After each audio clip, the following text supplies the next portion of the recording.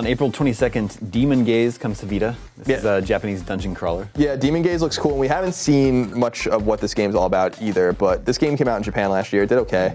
And NIS is bringing this over. And the beauty of a publisher like NIS, who I actually know really well, and I know the guys over there, is that they have realistic expectations that allow them to bring games like this over. And that's what I love so much about that studio. When I was in Japan and I was talking to the CEO of the company, I was like, we were talking, in other words, about, like realistic expectations. I brought up Square and how they expected, Tomb Raider to sell all these copies, and it sold millions of copies and it wasn't good enough, but they can sell Danganronpa or whatever and sell 100,000 copies, and it's a huge success for them. It's because they keep everything in context, and they keep everything kind of on the up and up, and they don't have unrealistic expectations, and they're catering to their audience. That's why they bring over Hyperdimension Neptunia and all these games that actually sell pretty well by their standards. That would be nothing for a company like Square.